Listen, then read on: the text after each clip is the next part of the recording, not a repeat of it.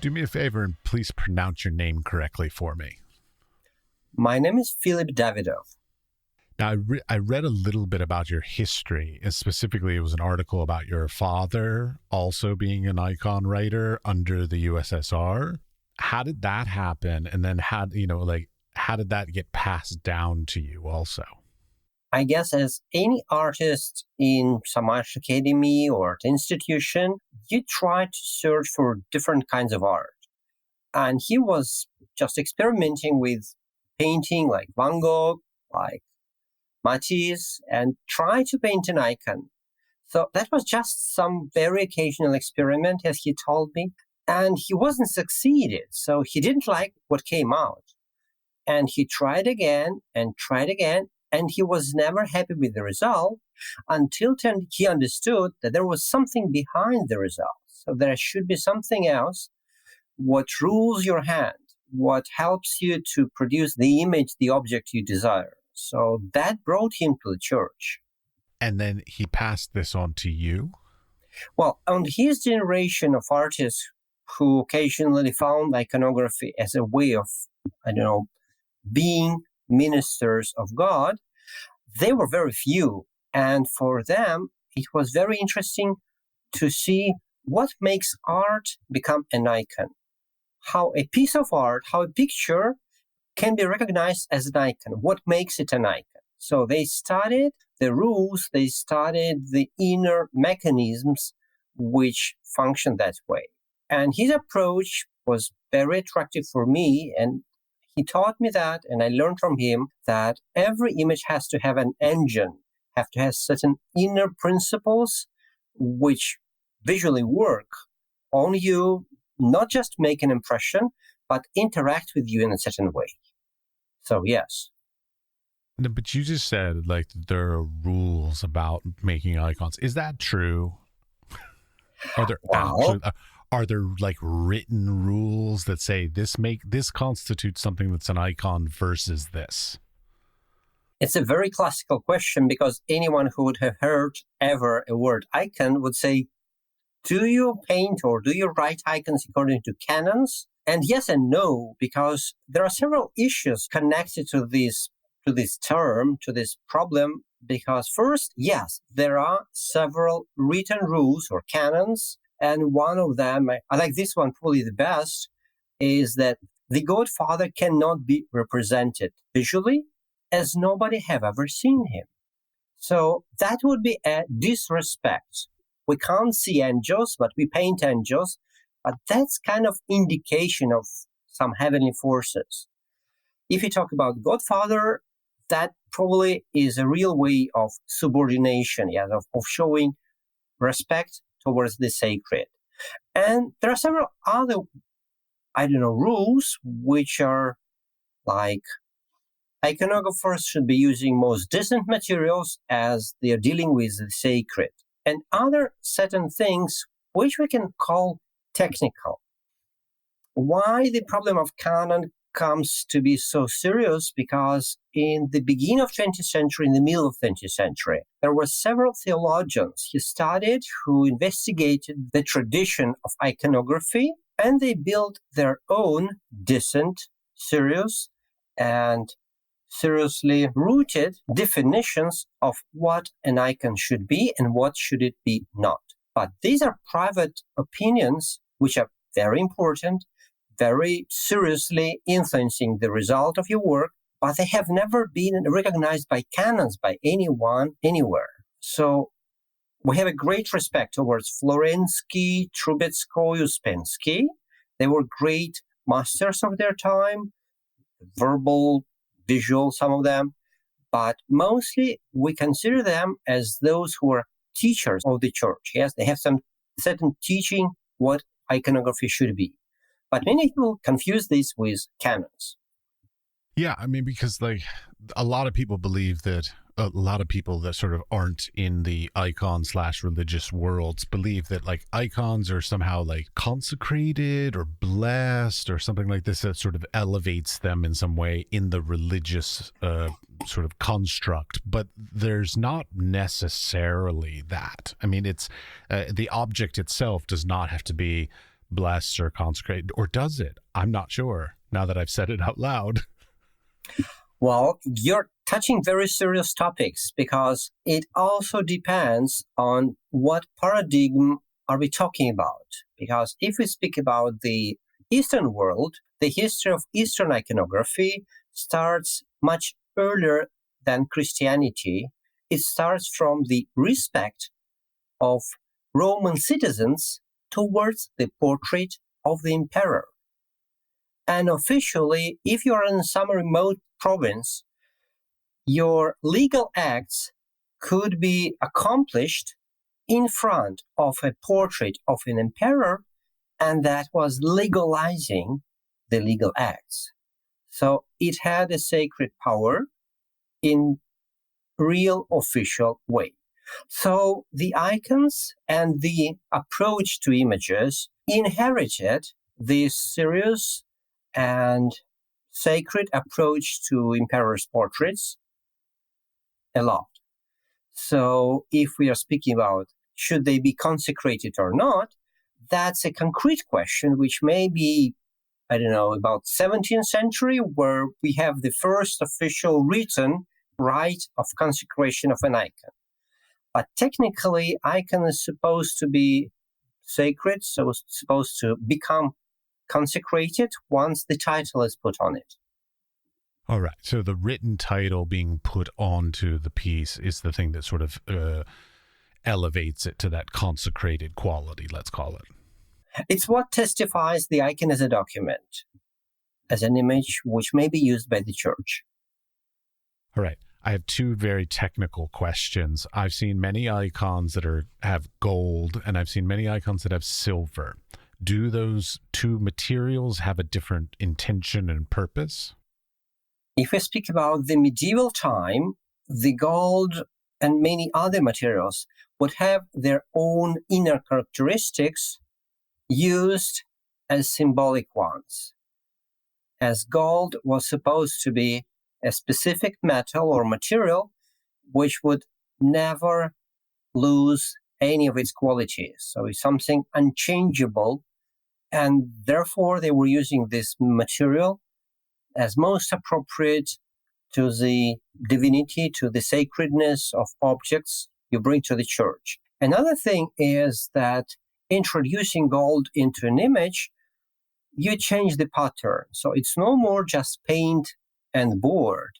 You make the metal interact with the viewer, and this interaction can be very different because the very type of an image in iconography is mostly an abstracted type. So iconographers of the past didn't kill themselves reproducing every little single, curl on the hair of the Mother of God. So they were giving us an idea of a human being transformed or transfigured by the heavenly kingdom. So the golden background on an icon supposedly is a specific surface which divides our world from the world behind, the icon, which may be really what is a representation of the heavenly space. So if we talk about realistic picture, the artist creates a space behind the surface of a picture. And we imagine this figure living in that space. It's a room, it's, landscape, something behind this surface. If we speak about iconography, we don't have any space behind. The background is flat. So it's pushing forward whatever is painted on this surface. That means we have this image of some saint and some flat background giving it a possibility to appear in front of it. So the very background is kind of border between our world and the world where this figure comes from. All right. But just as that purely technical thing, is there a reason why some icons use silver for that background versus gold? Another thing I just wanted to add to that was that if I speak about how we can describe what the background is some environment these figures are supposed to exist in, but where they are is the kingdom of God. So it's the God's glory which is shining in our earthly measures. It can be shining through gold, but it can also shine through silver. It can also shine through colors. So it's also another way of demonstrating that the glory of God cannot be represented with earthly mediums. And that's a great answer. Like it doesn't have to be like, no, it must be gold or silver's inappropriate. Like it was just a question because I've seen many icons where gold is used primarily as that background material, and I've seen some others that where silver is used. It seems like it was a regional or a time period or something that's basically some different people in different locations or different beliefs sort of chose some different ideas and they said, no, we don't need gold, we can use silver, or vice versa. Well, gold was supposed to be the more expensive one, but if you wouldn't have gold, you could always substitute it with something. And I guess it's just our time obsession to make everything according to a model. Because if in some provincial church or parish you can't afford having gilded backgrounds, why bother? You do, you paint, you make your image the way you're able to, and nobody will be trying to, laugh at you as you don't correspond to the highest standards of iconography. Okay, you brought up the idea that like at a certain point they were trying to like mimic reality, but they were never trying to do that. They were trying to just sort of do a representation of. One thing I know about icons, or at least what I think I know, is that oftentimes contemporary iconographers are duplicating previous icons, so they're not like coming up with new looks or designs or impressions or anything. They're utilizing color palettes that are traditional designs, and oftentimes literally copying an original icon from centuries ago with contemporary devices and contemporary paints. Is that the way you think about it, or do you like create contemporary icons utilizing your knowledge and skills?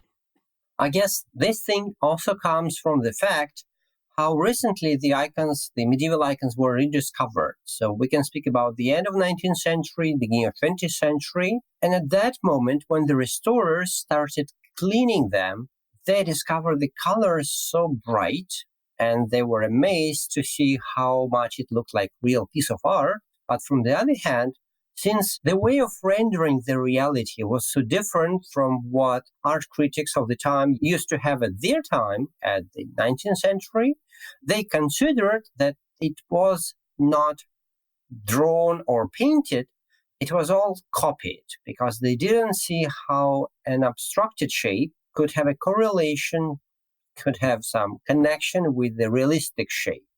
So that's the time when these restorers were teaching people, were speaking to different people and saying, look, guys, you can never produce anything like that because this sacred object was just a result of work of generations and generations, and you just need to continue this work of these generations. You cannot produce anything of your own. And what you said, I have also heard many iconographers saying that the best things have been produced many centuries ago. You can just reflect what's been produced. You can just try to bring best what you can do in producing something, but never ever try to dare to do anything of your own. But I guess that happens because of lack of knowledge. Because if you start looking at many icons, if you start learning the history of church art, you discover there are thousands and thousands of very different approaches of artists who were perfectly rooted in their tradition. So I speak about early Christian art, they are rooted in Roman ancient tradition. We speak about medieval time, they're rooted in what they could be rooted at the moment. So with barbarians invading the Roman Empire, they only had little opportunities for learning art. So they produced what they could produce. So where do you fall on that? Are you of the belief of needing to duplicate previous works, or do you make your own sort of new interpretations of these ideas? Or I shouldn't say the ideas, of these stories. Well, I think there should be both, because if you'd like to produce something, people would consider a table. This object should look like a table. Somehow, it may have 3 legs, 2, even 1, but that should kind of be recognizable as a table. So we need from the tradition to give us the soil, to give us the visual material of how this particular problem or question or subject was embodied before you. Like if you have a commission of, you plan to create an icon of John the Baptist, for example, that icon should be a recognizable image of John the Baptist, however you make it.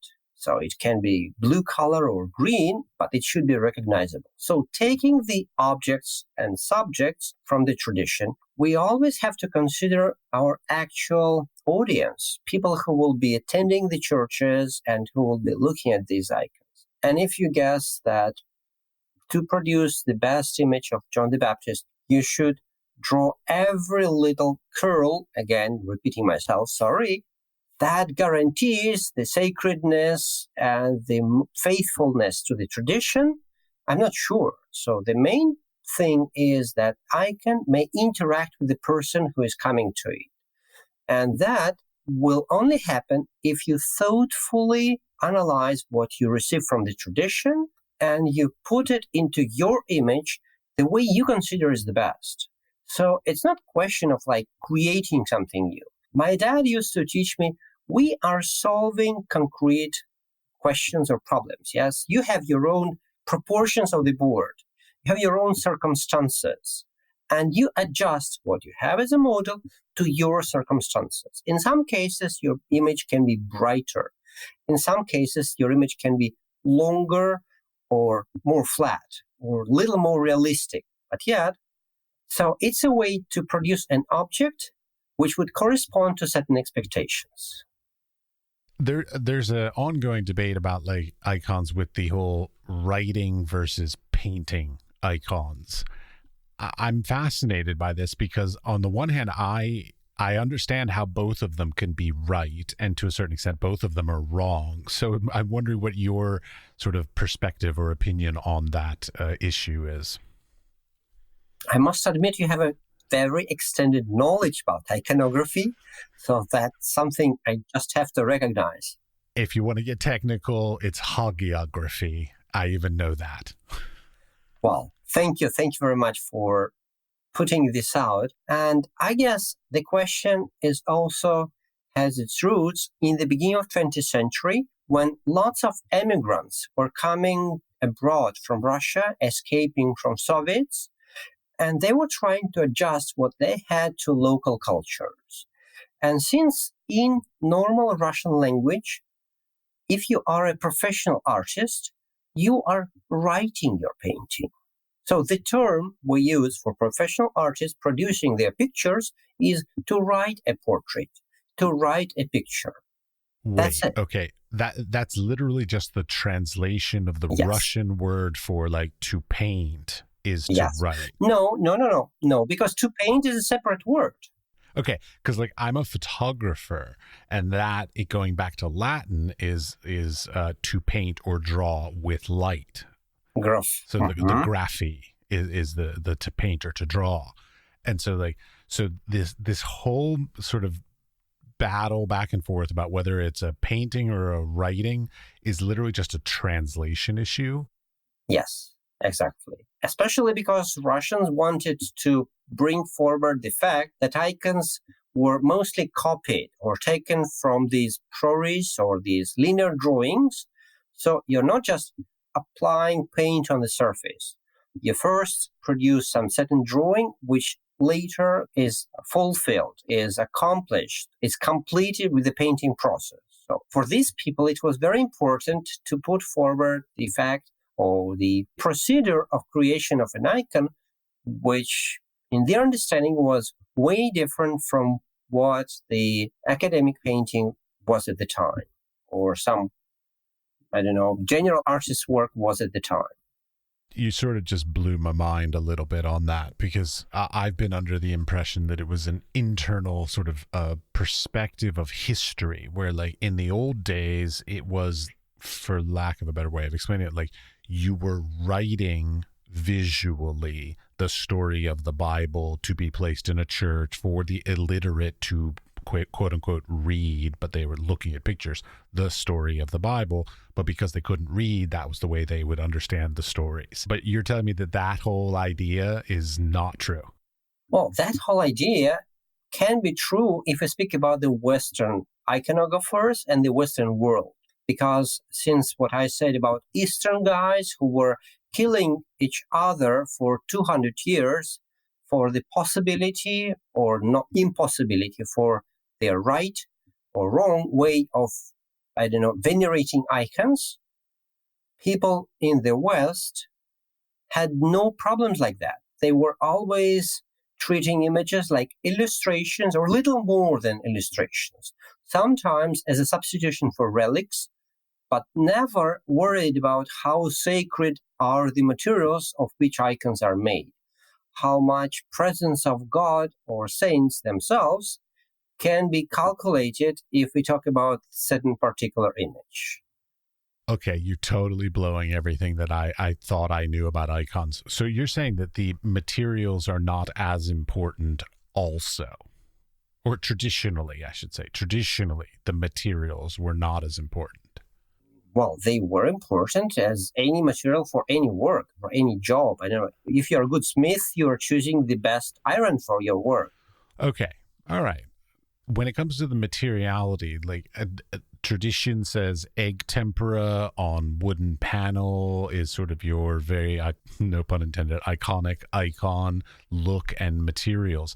Are there certain woods that are used, like that, some that are sort of more appropriate, or is it just a materiality as far as use this wood because it's a dense, strong wood and will last for generations? So like, is there an actual I guess tradition of with a reason for a particular wood, or is it simply because it's just a strong wood?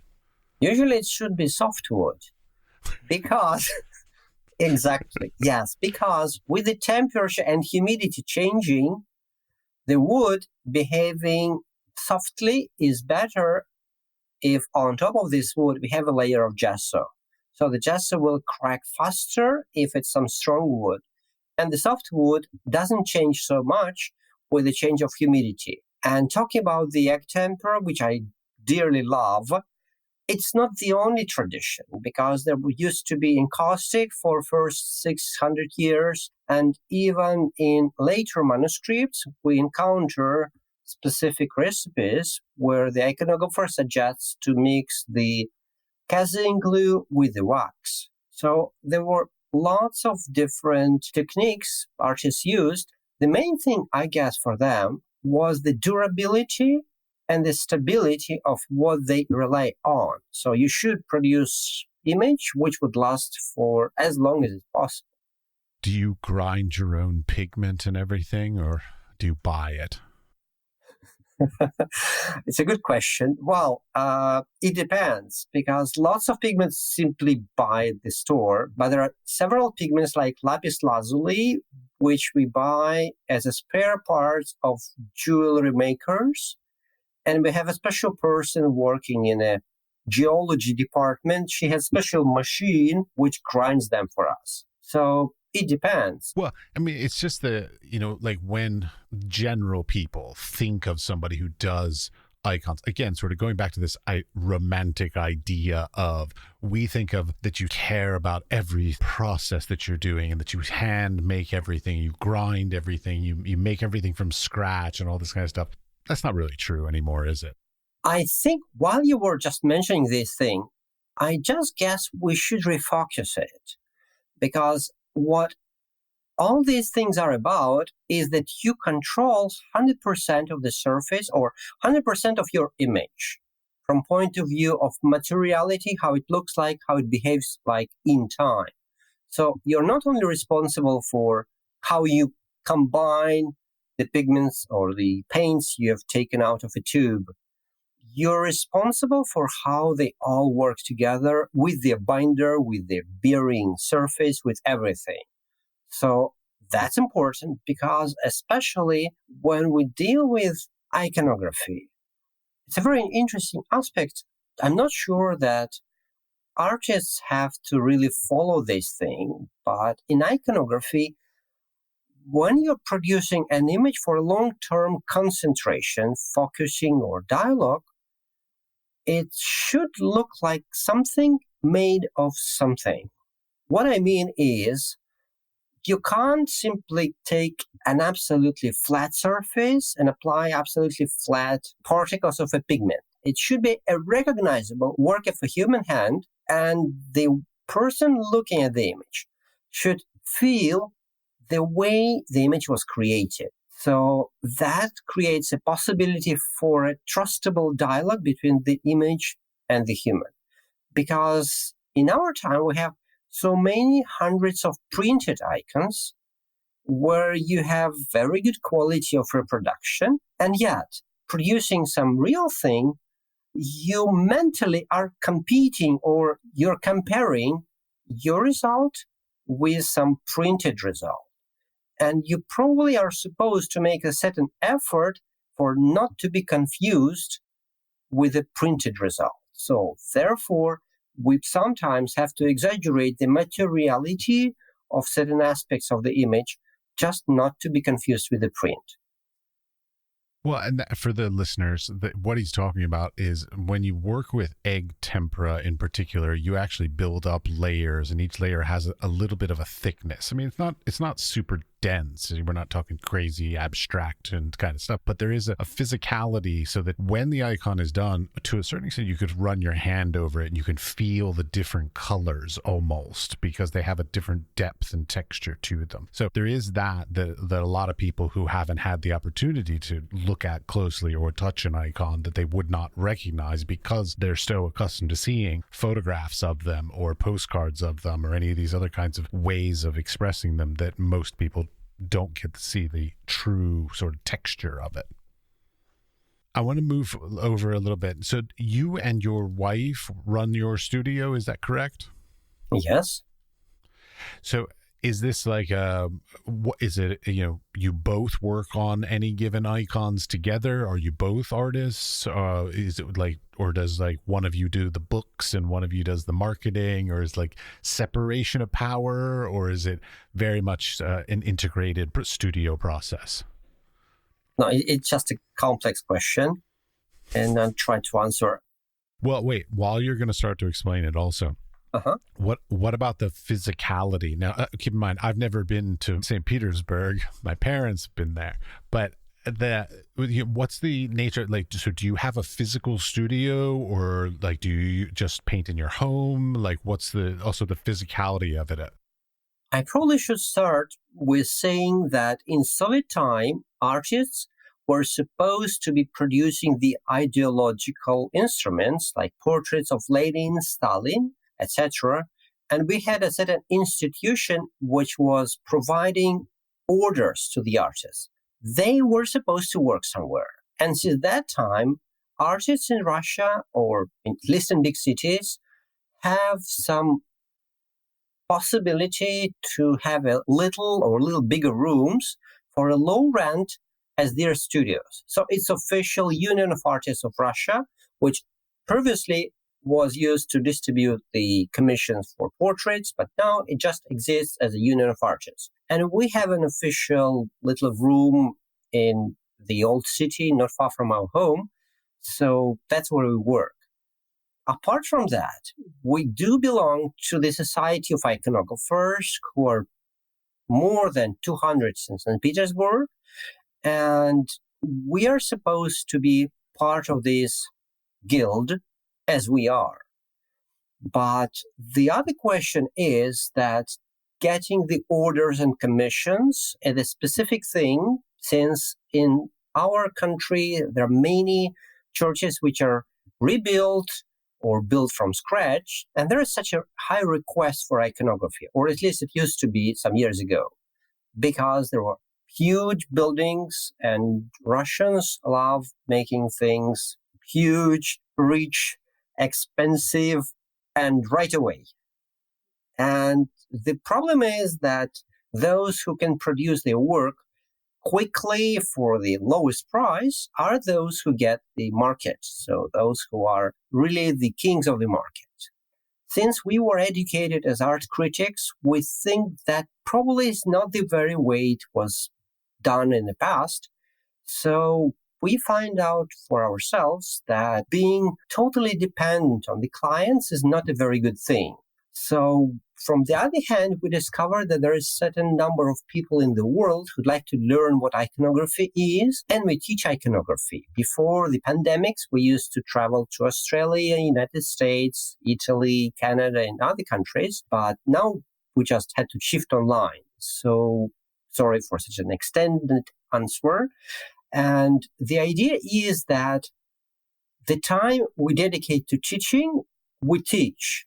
But after that time, we have certain periods when we can work freely, and either we accomplish our orders, each of us would have private orders, or we do something together, but usually we don't work on one icon.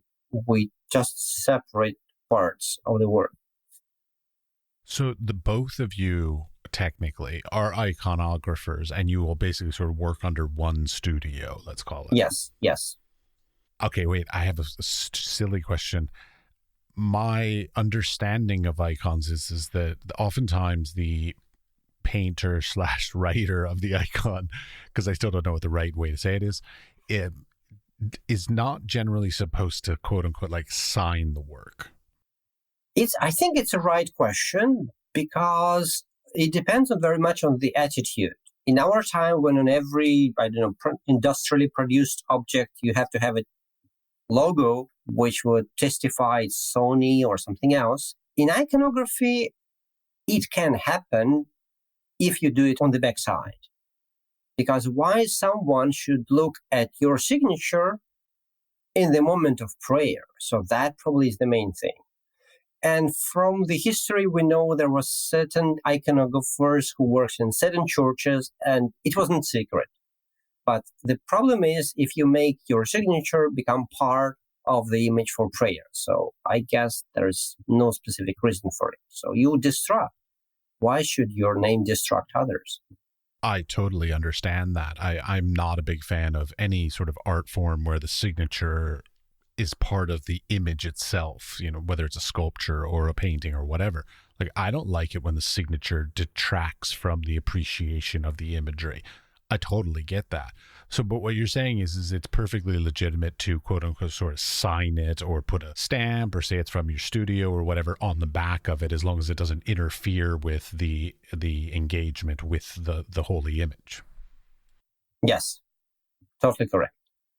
Fair enough. I like that. Okay, going back. So you said that you had figured out a way to sort of diversify your income, because basically getting these commissions is basically just like any other corporate commission, which is like the lowest bid wins. And so that's not necessarily what you wanted to be doing. So now you seem to have branched out. I've seen that you do textiles, you do encaustics, you do embossed, I would call it, icons, as well as traditional sort of egg tempera on panel. So how did that come about, this sort of way to sort of diversify all these different things? Because I'm sure it's not easy to make a living doing such a specialized thing in the world. Well, that is why we always have this teaching thing.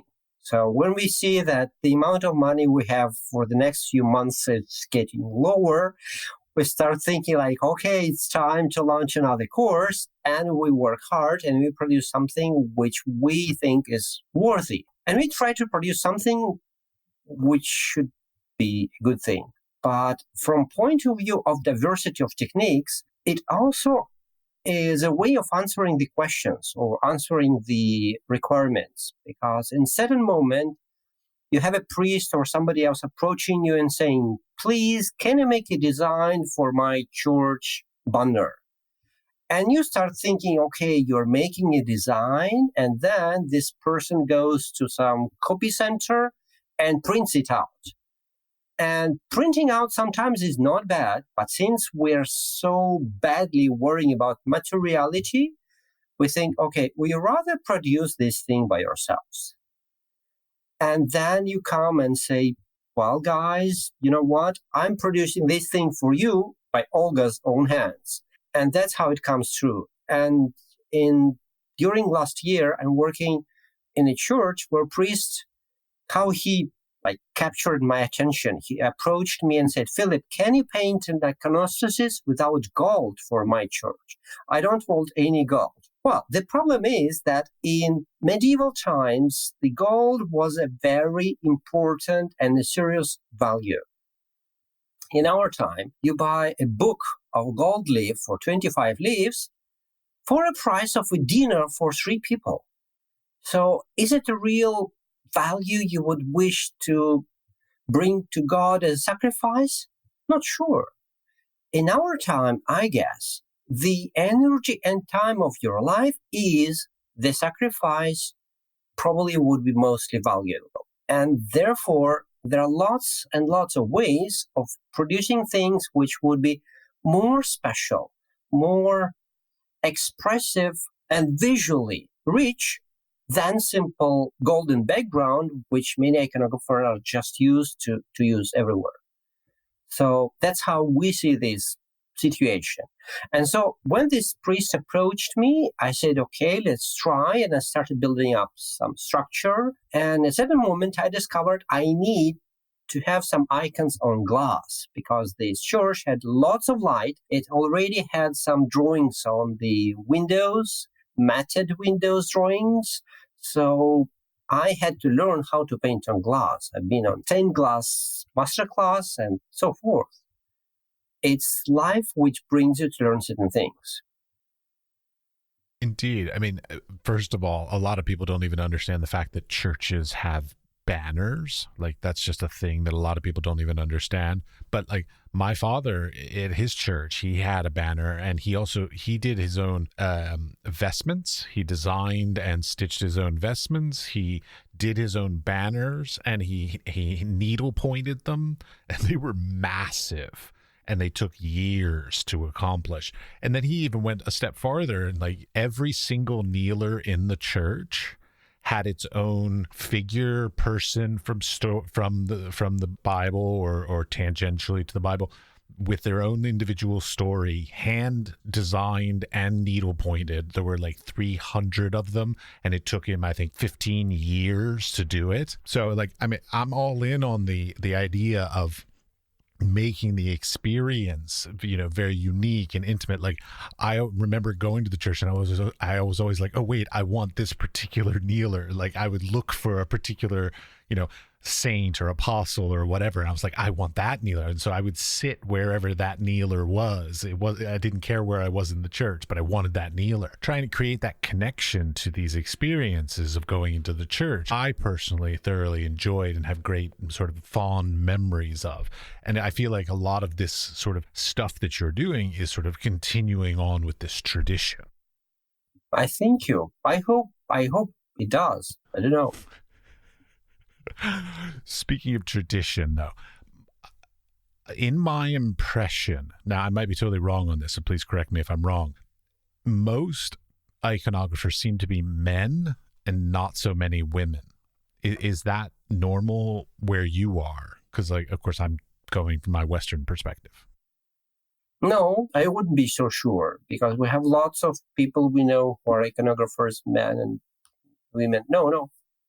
Okay. Fair. Now, I know a lot of artists that like use iconic visual representations, let's say, but they're not making icons. How do you feel about that? Like, is that some sort of almost like blasphemous to you? Like, when a visual artist, or any sort of an artist, I guess, for that matter, sort of uses religious iconography, but not for religious purposes? I guess it's helplessness. What you're talking about, first thing came to my mind was what was produced by some fashion studio several years ago when they borrowed some Byzantine mosaics. And for them, it was just a pattern taken from somewhere. But the way the mosaics are supposed to behave and are supposed to visually function was is way different from how they used it. So it's a wrong way of using from visual point of view, first of all. It's a visual ignorance in most of the cases. So it's a very really understanding of how this visual art works. And another thing that always captures my attention, when you finish your artwork, any artwork, at the very end, when it's done, it seems to be so natural to have all the pieces of it to be mounted in that particular way. But when you struggle to produce it, there is lots and lots of chances you just put away, you just neglect. So it's a long research process which brings you in the end to simplicity. And there is a great number of people who think icons and all the other medieval art is very simple. But this understanding is probably confused with uncomplicated, like any real poetry, which at the end can have a huge meaning, can be very extensive with very few words. So in this case, it probably is just a temptation of using some icon-looking thing for your purposes. So you don't really have a problem with it other than the fact that people are sort of doing cultural appropriation, more or less. Well, if people try to hammer nails with a cell phone, you say, okay, these guys probably don't know what they're doing. Fair enough. But okay, within that context, though, I apologize for asking this, but like, are you religious yourself? Yes. Okay. Is it necessary for somebody who creates an icon to be religious?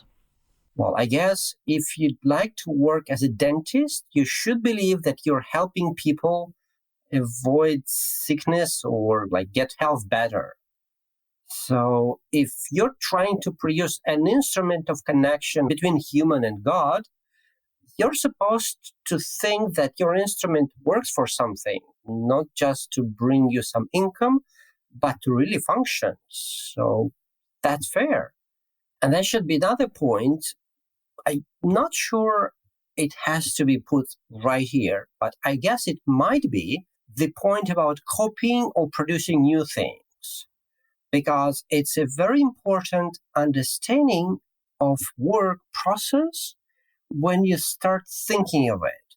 If your task is to reproduce what you just see in your book or on a board, it's one part of the brain which is very responsible, which is thinking of how to replicate certain things.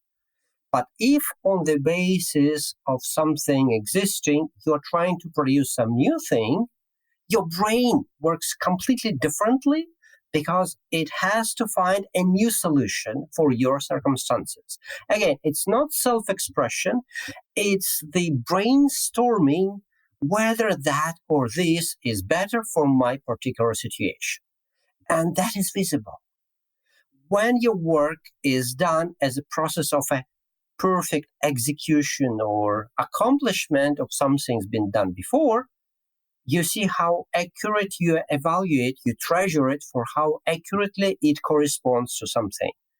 But when the work is done as a result of a thinking process, you do see this thinking process and it resonates with the viewer, especially with those who would have some visual experience and visual literacy.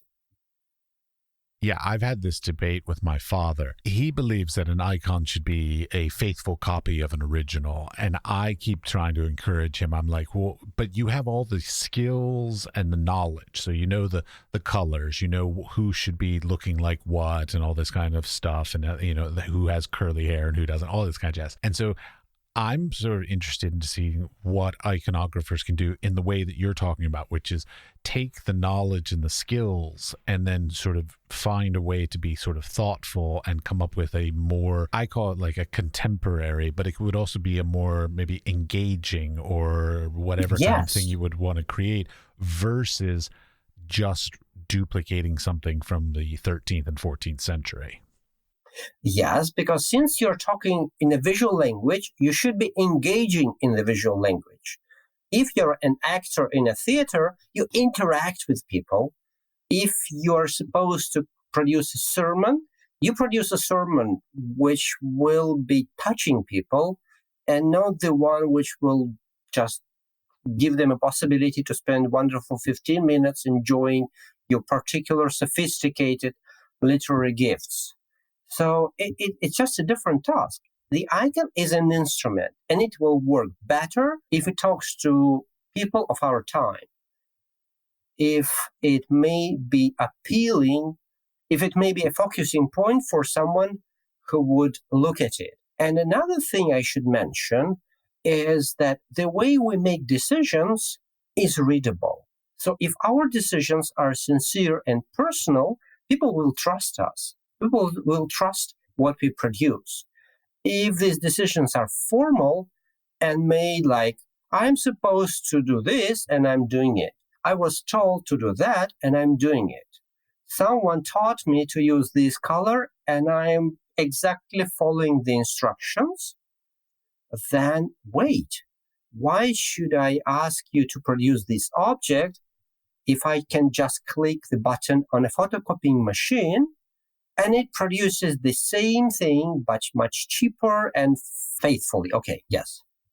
No, okay, going within that, you're talking about like how they're supposed to be represented and all this kind of stuff. My understanding is that historically they were meant to be in churches. That was their original purpose way back when. How do you feel about the icons that are in museums or in art galleries or in, for all purposes, people's homes? Like, I mean, is there sort of a right place for them to be, and potentially even then on the flip side, are there wrong places for icons to be? If we think icon is a visual message, it's important that the message can reach people. Icons in Russia are in museums because that was the only place where they could survive the communist time. When now we start analyzing what happened, and it's about 90 something percent of all our historical inheritance was destroyed. So that was the only way for them to survive. And from the other hand, of course, if you take a violin separately and a violin sound in an orchestra, it's a different thing. But one violin is good as well. Of course, some icons are meant to be part of the architecture and to have certain other icons around them. But even just being so strange, special, and even weird for people may be a provocative moment for just trying to discover, like, why it's so weird? Why is it so strange? Were these guys barbarians? Not sure. That was some really good time. So maybe they had certain reason for it. And may happen something like what happened with my dad. Wait, what happened with your dad? Who was captured by the particular understanding of what an icon is and was trying to understand why they are the way they are. Okay, I took capture. I thought like he was like thrown in prison or something. Sorry, I Oh, misinterpreted. sorry. No. Okay. It's my. No, that's my horrible Western perspective of what I think happens in Soviet Union back then. We know some people were captured in his time, were taken into prison for icons as for religious propaganda in the middle of 1980s, and they were really taken into prison. But your father was not. No, he didn't. Okay, good. He wasn't. All right. So you don't have a problem with icons as quote unquote, like just even fine art pieces that are, let's say, sold or exhibited in art galleries. It's a way they can testify what's important for us as well. Yes. Okay, great. Now, Also, so again, I'm working off of like basically my dad. 25 years of him telling me stories upon stories about icons. So I could be completely wrong about these things. My understanding is that traditionally, again, sort of like centuries ago, they were originally painted with the intention of being seen with candlelight. And so now when people make them, they're not being seen with candlelight. So does that change the effect of sort of how you engage with it? Because a candlelight creates a flicker, it creates shadows, it moves, and even the gold sort of reacts differently to candlelight than it does to your household light that you would just have sort of consistent and not moving and all this. Does that change of the light source that is sort of illuminating the icon, does that make a difference, or should it make a difference? Well, it emphasizes the importance of trying to make the icon more material, because now with this electric light, everything gets more flat. So we have to find a way to make image look real and handmade, even with the electric light. So that's true, yes.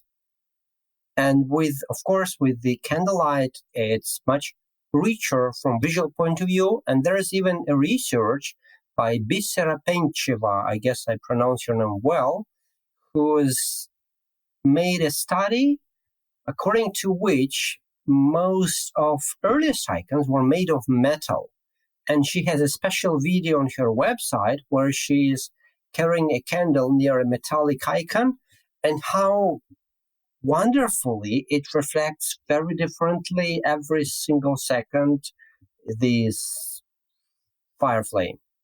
I know, but I mean, of course, it's dangerous and it's dirty because, I mean, like you were talking about how they were cleaned at a certain point in history, and all of a sudden they were like, oh my gosh, they're really colorful. And that's because of all the soot and all the damage coming from all the candles over centuries. We're not going to go back to doing candles on them. So should the technique of doing it these days adjust?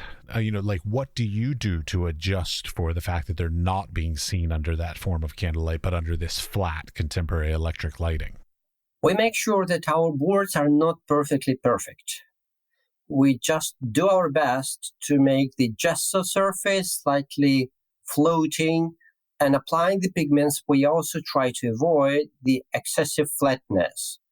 Besides, there is such a fashion among iconographers who apply gold so that the gold can reflect as a mirror someone standing in front of the icon. So it becomes an icon of yours if you're looking at yourself who is reflected in an icon. It's a very interesting concept. But again, making uneven surface and the color application, you achieve this result. So it's doable. Interesting. Something that just dawned on me, like, so you're in St. Petersburg.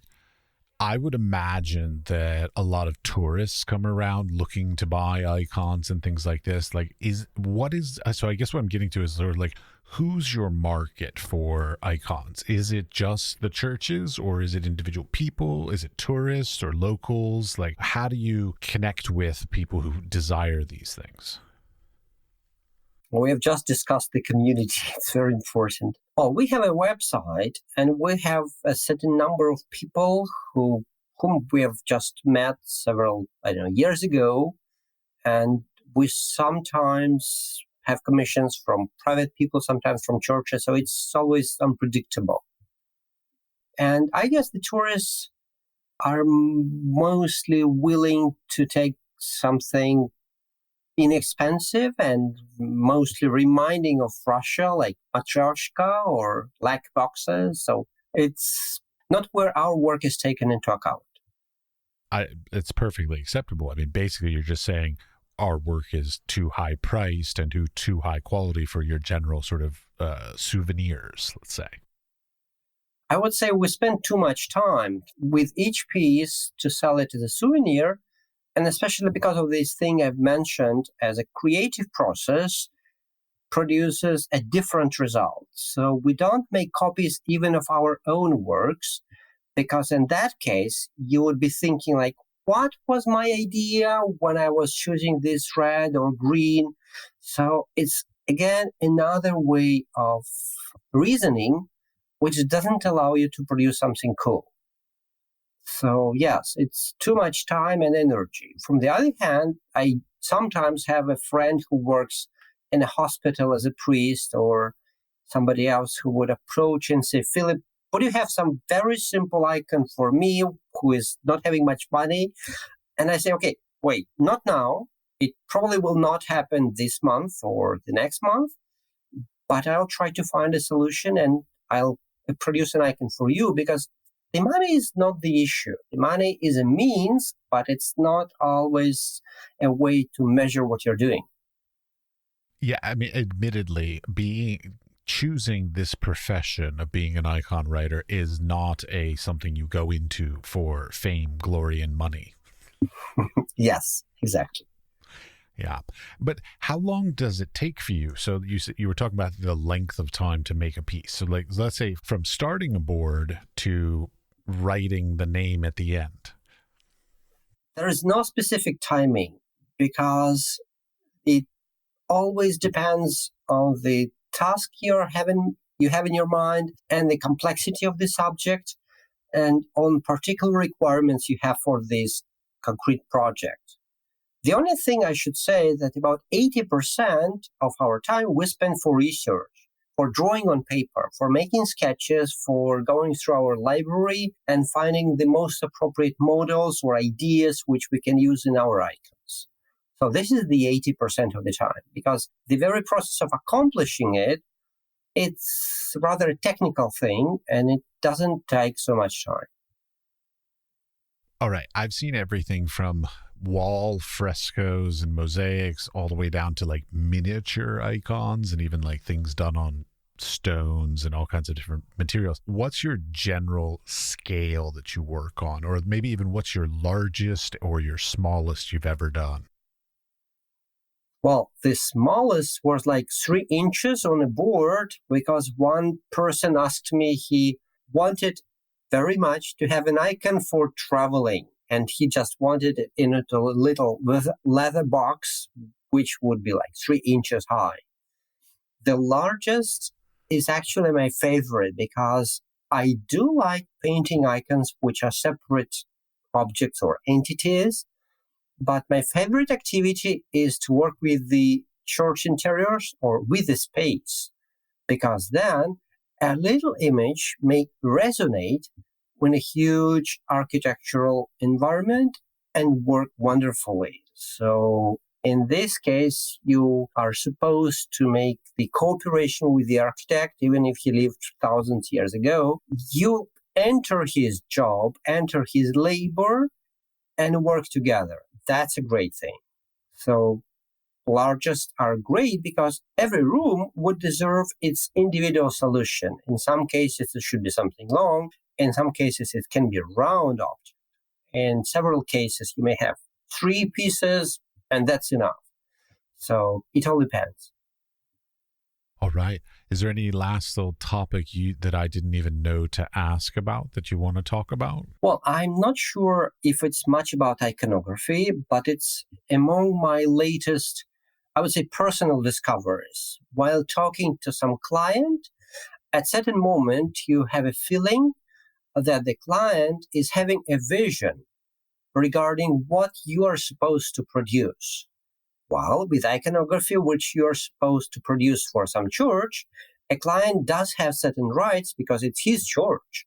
And he's thinking, okay, I want here this kind of icon with these specific qualities.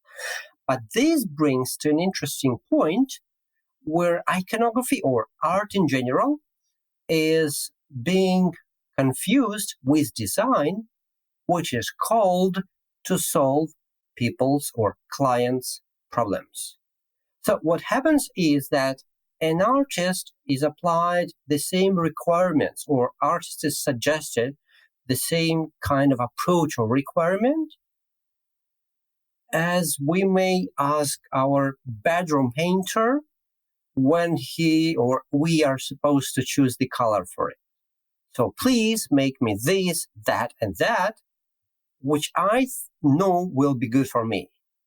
And this is a very interesting thing because it's probably the most contemporary, or at least the 20th century approach I guess before that time, before the design era, people wouldn't treat artists as those who fulfill their dreams. Well, sometimes they might, but not sure so that much. Oh no! People who commission art have always tried to match their drapes and their carpets. I mean, and the sofa colors. I mean, that's very normal. So, but it's interesting to hear that basically now that's being sort of extended into like, I want an icon, but I want it to match my curtains. Seriously?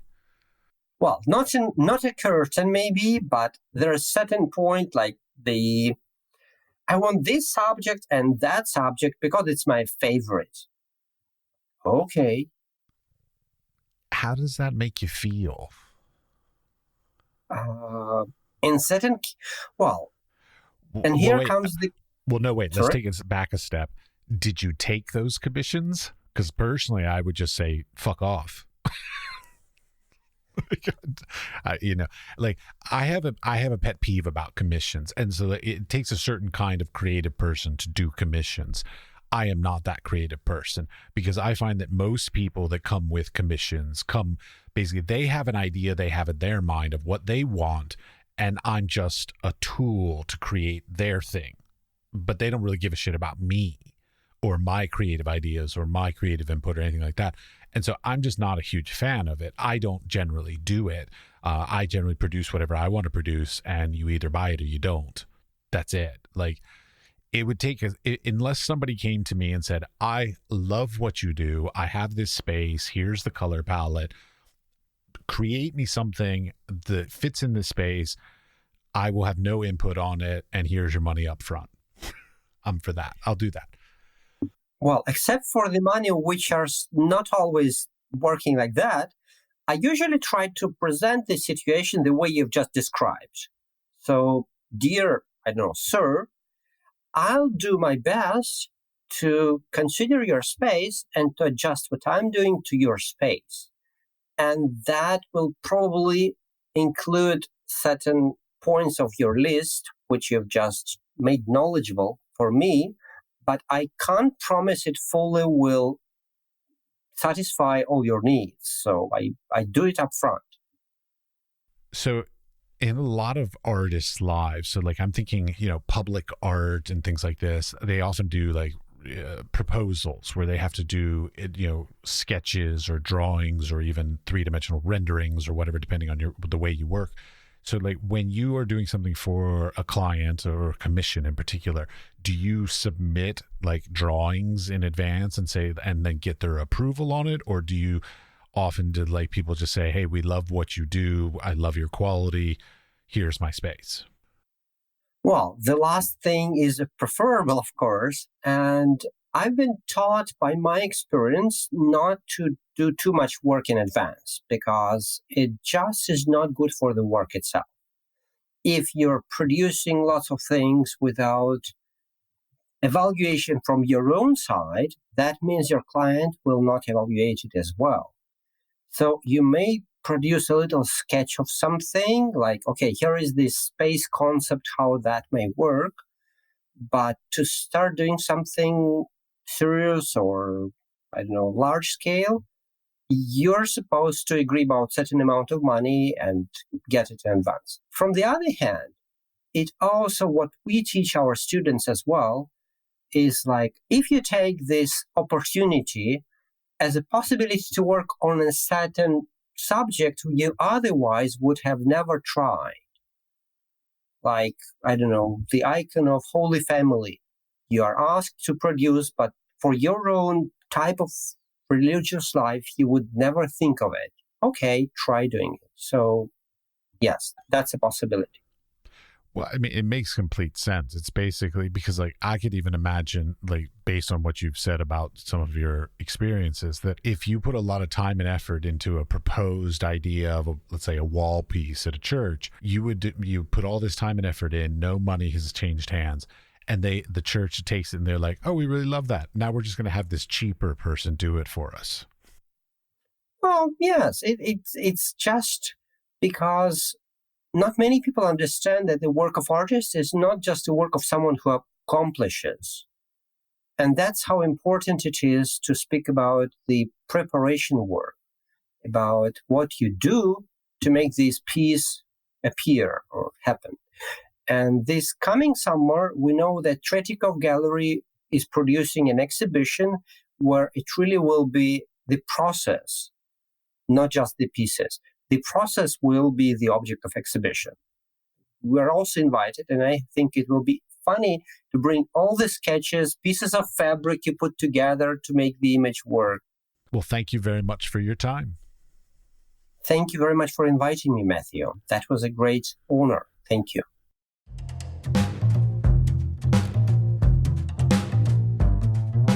Before you leave, I'd like to say thank you for listening all the way to the end of the conversation.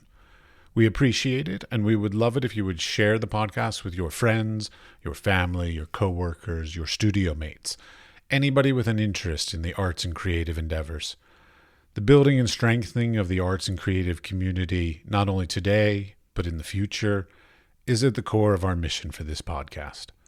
They can listen and subscribe on Spotify, Apple Podcast, or wherever you get your podcasts.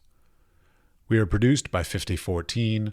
The audio was edited by CushAudio Services, and the music was created by Pete Bybee. The Wise Fool Art Podcast is supported in part by an EEA grant from Iceland, Liechtenstein, and Norway in an effort to work together for a green, competitive, and inclusive Europe. We would also like to thank our partners Hunt Kastner in Prague, Czech Republic, and Kunstsentrene i Norge in Norway. Links to EEA grants and our partner organizations are available in the show notes or on our website, wisefoolpod.com.